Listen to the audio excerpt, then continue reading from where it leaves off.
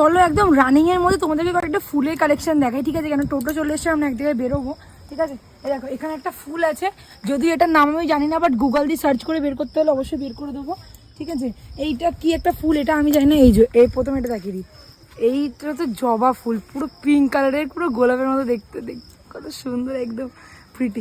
চলো এইখানটা হচ্ছে, এইটা কি ফুল এটা আমি জানি না, গুগল থেকে বের করে দেখাতে হবে।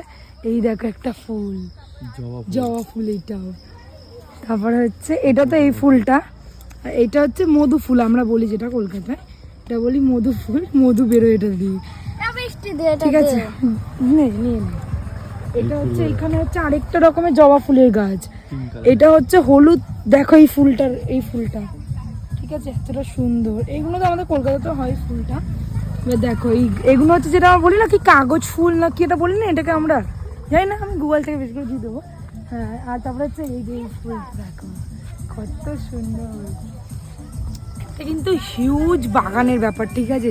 কেন কি এটা আমরা দেখছিও তো আমাদের খুব ভালো লাগছে, যিনি করেছে অনেকটা মেনটেন করে এটাকে পুরোটা দেখে রেখেছে, মানে এত বড় বাগানটা কিন্তু মেনটেন করা মুখের কথা। আর আমাদেরকে তো একটা করে জামরুলও দিয়েছে, আমি তো করমচাটা খেয়ে নিয়েছি জামরুলটা। খুবই টেস্টি খেয়েছে, সত্যি খুব মিষ্টি, তুমি একবার খেয়ে দেখো।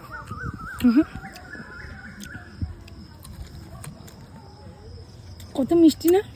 আমাদের ওখানকার জামরুল একদম পাঞ্চা হয়, অতটা মিষ্টি হয় না। আমাদের ওখানকার জামরুল একদম পাঞ্চা, অতটা মিষ্টি হয় না, মানে জামরুলটা সত্যি অনেকটা বেশি পরিমাণ মিষ্টি। চলো ভিডিওটা এখানে এন্ড করলাম। এটা ভালো লাগলো, লাইক কমেন্ট শেয়ার সাবস্ক্রাইব করে দিও। বাই।